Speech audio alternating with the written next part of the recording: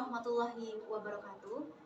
Halo teman-teman semua, kami dari kelompok 3, Rombel PBOA 2023, Prodi Pendidikan Biologi, Fakultas Matematika dan Ilmu Pengetahuan Alam Universitas Negeri Semarang. Sebelumnya, saya Livia Ibrina dengan NIM 040 dan rekan-rekan saya. Saya Muhammad Kidam Kolik dengan NIM 023. Saya Naila Khalida dengan NIM 031. Saya Nasatifah Urfa dengan NIM 006. Saya Naila Pandrikmawati dengan NIM 0018. Video ini dibuat bertujuan untuk menuntaskan salah satu tugas proyek mata kuliah Bioperspektif.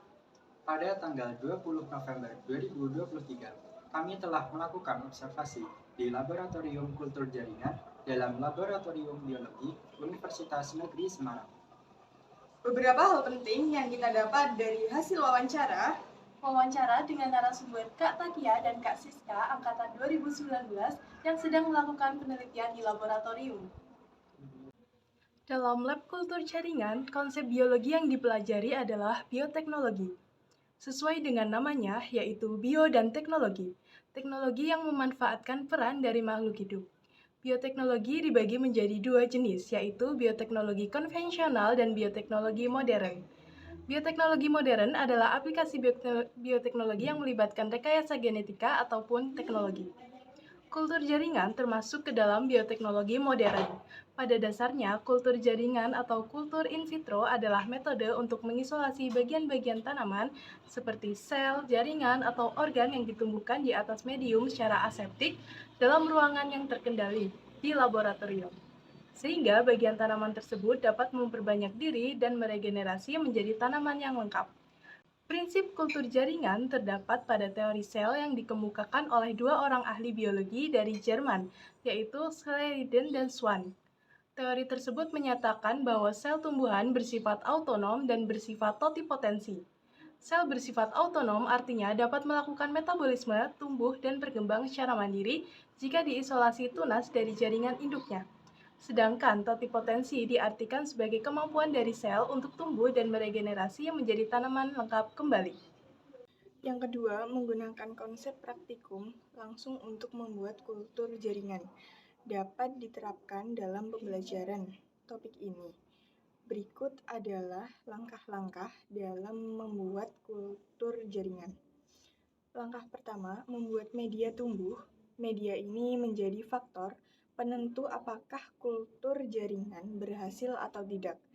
Media tumbuh ini terbuat dari agar dengan campuran garam mineral yang berisi unsur makro dan mikro, asam amino, vitamin, serta zat pengatur tumbuh. Semua itu kita taruh dalam suatu wadah yang telah disterilisasi agar tidak terjadi kontaminasi. Langkah kedua, tahap inisiasi atau pengambilan eksplan. Eksplan adalah bagian kecil dari tumbuhan induk akan dikembangkan dengan teknik kultur jaringan untuk jadi tumbuhan baru. Tidak semua bagian tumbuhan dapat kita ambil untuk dijadikan eksplan. Beberapa bagian yang bisa kita pakai adalah ujung akar, ujung batang, dan kambium tanaman, karena mempunyai sifat totipotensi. Ketiga, tahap multiplikasi. Eksplan yang sudah diambil tadi ditanam di media yang sudah disiapkan untuk dimasukkan ke inkubator. Nantinya dia akan berkembang menjadi kalus. Kalus adalah massa sel tumbuhan yang belum terdiferensiasi. Lalu kalus dipindah ke dalam media baru agar bisa berkembang menjadi plantlet. Plantlet merupakan tumbuhan kecil yang sudah memiliki akar dan daun. Cikal bakal tumbuhan ini diberi perlakuan khusus, yaitu nutrisinya harus berkecukupan, lingkungan harus bersih, dan suhunya terkontrol. Langkah keempat, tahap aklimatisasi. Pada tahap ini, tumbuhan dipindahkan ke greenhouse agar bisa beradaptasi dengan dunia luar. Keunggulan kultur jaringan. Ada banyak keunggulan teknik kultur jaringan. Yang pertama, bibit dapat diperbanyak dalam jumlah besar dan relatif cepat. Jika satu biji tumbuhan hanya dapat menumbuh bahkan satu tanaman baru, nah kultur jaringan ini dapat menumbuhkan satu eksplan menjadi banyak tumbuhan baru dengan waktu yang relatif cepat. Yang kedua, kultur jaringan menghasilkan tanaman yang bebas patogen karena proses kultur jaringan dilakukan dalam kondisi yang steril.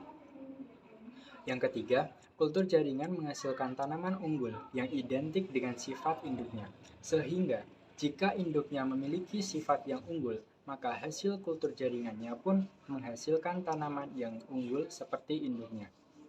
Yang keempat, efisiensi tempat kultur jaringan tidak membutuhkan tempat yang luas untuk menumbuhkan tanaman karena perbanyakan dilakukan secara in vitro.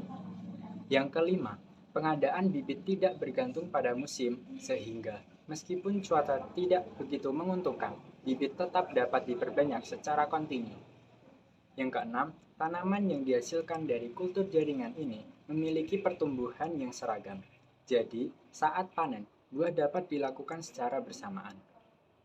Yang ketujuh, dapat dijadikan sebagai sarana melestarikan plasma nuftah. Misalnya, pada tanaman yang sulit beregenerasi dapat diperbanyak dengan kultur jaringan, sehingga populasinya dapat terjaga. Kemudian ada kekurangan kultur jaringan, yaitu membutuhkan biaya operasional dan fasilitas produksi yang mahal, membutuhkan tenaga kerja yang khusus dan terampil, dan harga bibit kultur jaringan ini lebih mahal. Dalam hal ini berarti topik yang dapat dipelajari yaitu kultur jaringan sebagai upaya melestarikan keanekaragaman hayati. Topik ini bertujuan agar pertama, peserta didik dapat menganalisis jenis bioteknologi yang dapat digunakan untuk mengatasi kelangkaan keanekaragaman hayati pada tumbuhan melalui pembelajaran program based learning dengan benar. Yang kedua, peserta didik dapat menganalisis tahap-tahap kultur jaringan melalui pembelajaran program based learning dengan benar. Yang ketiga, peserta didik dapat menganalisis kelebihan dan kekurangan kultur jaringan tumbuhan untuk pelestarian keanekaragaman hayati melalui pembelajaran program based learning dengan benar. Selanjutnya, peserta didik dapat menyajikan data hasil pemecahan masalah melalui PowerPoint atau Canva atau mind mapping pada pembelajaran program based learning dengan benar. Tentunya, ini berkaitan dengan kurikulum merdeka, yang mana pembelajaran intrakurikuler beragam dan konten akan lebih optimal agar peserta didik memiliki cukup waktu untuk mendalami konsep dan menguatkan kompetensi. 4. Pengetahuan yang dapat dieksplor guru biologi dalam pembelajaran kultur jaringan adalah sebagai berikut. Yang pertama, pengetahuan umum tentang teknik kultur jaringan tumbuhan. Yang kedua, pengetahuan guru biologi tentang alat, bahan, dan sterilisasi alat dan bahan yang digunakan dalam teknik kultur jaringan tumbuhan. Yang ketiga, pengetahuan guru biologi tentang macam dan pembuatan medium yang digunakan dalam teknik kultur jaringan tumbuhan. Yang keempat, pengetahuan guru biologi tentang penanaman eksplan, subkultur, dan cara pemeliharaan plantlet sampai siap aklimatisasi. Seorang guru biologi dituntut untuk mampu mengoptimalkan pemanfaatan sarana laboratorium dalam pembelajaran kultur jaringan. Maka dari itu, harus memiliki skill praktik membuat kultur jaringan untuk mengajarkan kepada siswanya. Yang kelima, bagaimana perspektif pengetahuan tempat lokasi observasi dan apakah sudah menggambarkan ke arah teknologi masa depan? Di laboratorium kultur jaringan sudah menggambarkan ke arah teknologi masa depan, seperti yang pertama, laboratorium kultur jaringan menggunakan alat-alat laboratorium modern yang canggih. Hal ini memungkinkan laboratorium untuk melakukan penelitian dan pengembangan dengan lebih efisien dan efektif. Yang kedua, para peneliti di laboratorium kultur jaringan telah melakukan berbagai penelitian yang inovatif. Salah satunya adalah memproduksi metabolit sekunder. Metabolit sekunder adalah senyawa-senyawa yang hanya dihasilkan oleh organisme hidup, baik tumbuhan, hewan, maupun mikroorganisme itu sendiri. Demikian hasil video observasi dan wawancara kami di Laboratorium Kultur Jaringan. Sekian dan terima kasih. Wassalamualaikum warahmatullahi wabarakatuh.